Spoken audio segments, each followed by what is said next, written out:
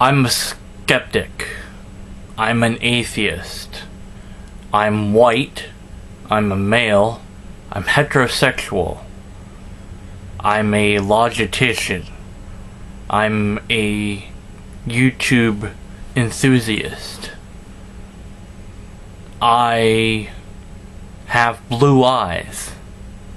I have a beard.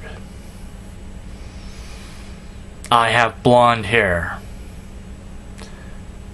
I am slightly overweight. I'm 69 inches tall.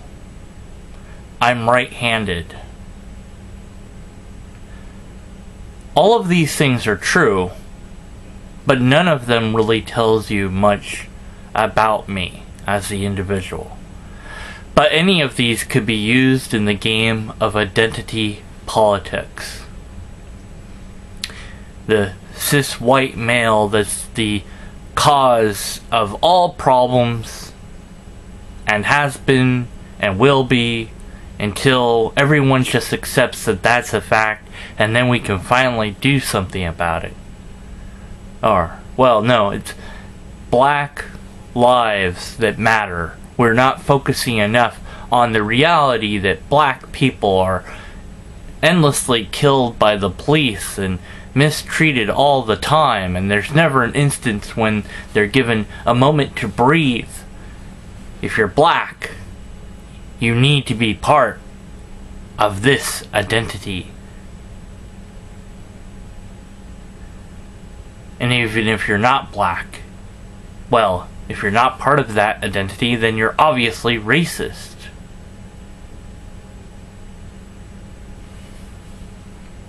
It's easy to demonize anybody when you've categorized them into a particular set. You're a male. That's the problem. Men are in power, so you have privilege. I do? Huh? You live in America, so you have advantages that other people don't, and you should feel bad about that. Why? There used to be a saying to get kids to eat their food, that the trope was that parents would say, "Don't you know that there's kids starving in Japan?" How or why that would make any child want to eat their food is beyond me. When they then say, well, send the extra food to Japan. I don't want it. I'm not hungry anymore. I ate my fill. Maybe you should put less on the plate next time. So, how is identity politics of use in any coherent way other than to demean and demonize any group at all? And anyone can use it. A white supremacist will say, well, if you're not white, then you're bad. The identity of white is good. The identity of being transsexual is good. Or you're an ally. This mentality can be seen on any political, religious spectrum. Anyone can fall guilty to doing this sort of identity politics. And it doesn't have to necessarily be politics. The protests that have been happening, where white supremacists are marching and people are protesting that, now people are getting hurt and killed. What if the response to hate was love. We love you. We care about you. We disagree with what you're saying, but we support your right to say it. What if everybody had signs that said that? Everybody that wanted to protest and quietly did that. What kind of response could there possibly be? But no, it's better to ram cars into people because we've run out of ways to fight each other. But if that doesn't work, well then the next way is to identify these people and get them fired.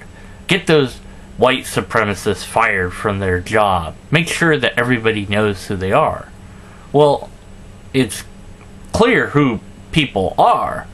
And that's why freedom of speech is good, because now we know who thinks what and why. But we don't need to go out of our way to get them fired, and I think that if you do that, you've lost the battle. You've lost the war. Because you're not debating their argument, you're simply getting them fired. Maybe their employer will find out, and maybe they'll fire them on their own. But for what?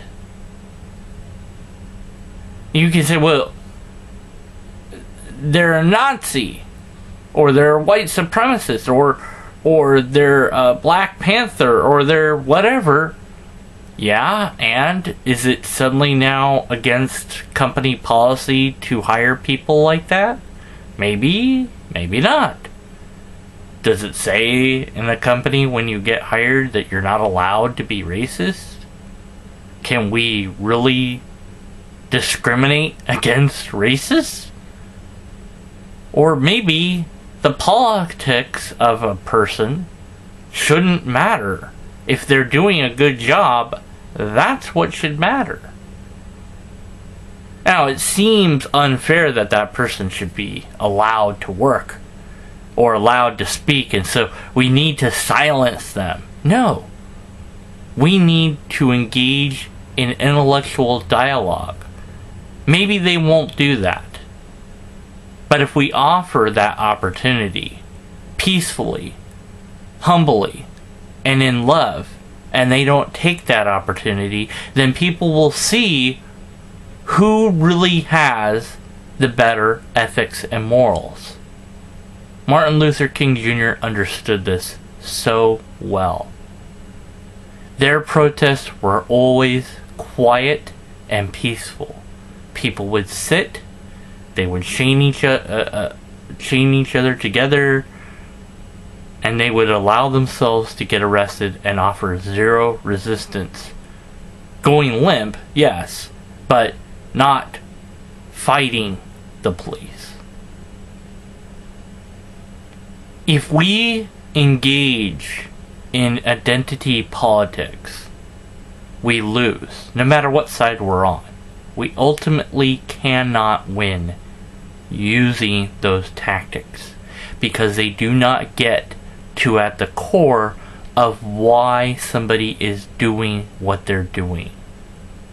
Why is this person a white supremacist or a neo-Nazi, or why are they in favor of a certain color or ideology over some other? And are they willing to talk about it openly, honestly engaged in dialogue? And if you have a group of people, well, what's the proper response? Ignore them? Maybe. Fight back? Well, but not fight back in a way that will cause more hate and violence, but fight back by using peace and love. Because how can you respond negatively to peace and love? If people were quiet and people were saying, we disagree with what you're saying, we support your right to say it, very important, we love you, we want you to love us, that disarms people. I remember this video of a bank of a holdup. Wasn't a bank robbery, sorry, but it was a holdup at some store, and the person started talking to the person with the gun and said, you know, I'm giving you the money, but I want to tell you about the Jesus that I know, and I want to tell you about that and what it means to me. And the person, you know, started talking and said, yeah, well, I'm a Christian as well, and you know, and they had this dialogue, and said, you know, I'm doing this because I don't have any money and I don't have a job, and you know, and I don't want to hurt anyone. And of course, some people said, well, that was because, you know, he was Christian, and that the Christian love message was responsible for disarming the situation. And well, that might be true, because what would have happened if he hadn't been Christian? I don't know, but he still might have engaged in that dialogue, because rather than engaging in more hate or more aggression, the person chose to humanize the other person and say, I want to talk about my ethics, my beliefs. I want to tell you, you don't need to do this. I'll give you the money because, you know, that's cooperating with the bad person that has the weapon is you know, better. You want to de-escalate the situation. And that's what we're not seeing. We're not seeing people de-escalate the situation, both in groups and as the individual. I saw a video saying, oh, why aren't people complaining about the white supremacists more? And it's this weird mentality of wanting somebody else to complain about something more. Okay, well, you do it first of all. If that's what you want to do, then you do it. You lead by example. Don't ask other people to do something that you're not doing, and then say, well, it's got to be more, it's got to be more. It's always going to need to be more in your mind if that's your mentality. It's never going to be good enough. But I think that's the wrong way to go about it. When I was young, I would say peace works, use it.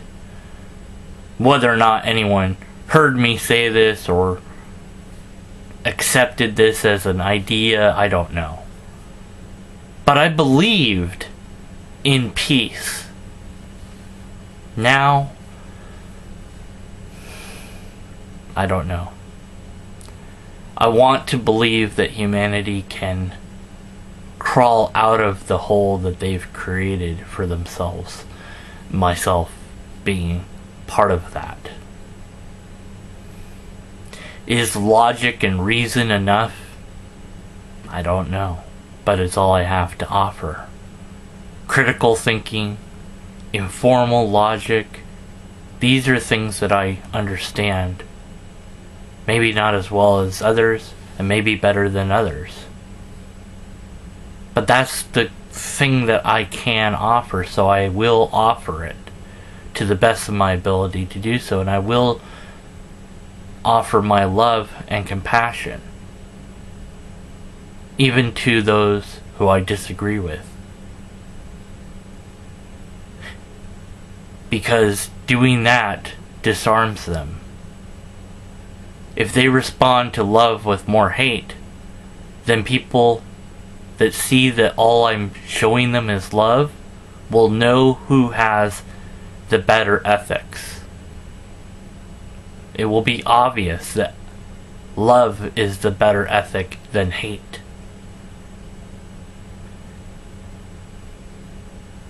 And we have a lot of history to reflect on where we can see that work. yes, there are times, and I think that it's sad that there are times when violence is the last answer. But I don't think it's an answer, and I wish we could find a different way. People are both worried about and celebrating the idea that we might go to nuclear war against North Korea. They're celebrating because it's like, haha, see, we told you that Trump was bad.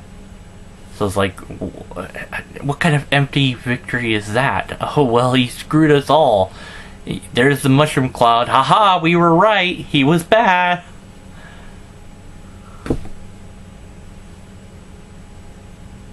That's an empty victory.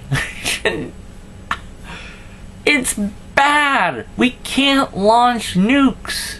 Period. We can't. We can't do that.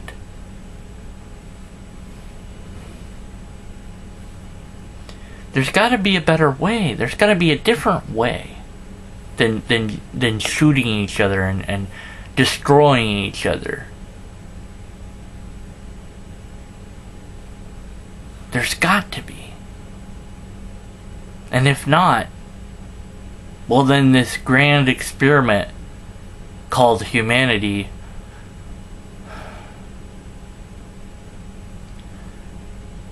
will not continue. Because if we choose hate over love, there's no hope.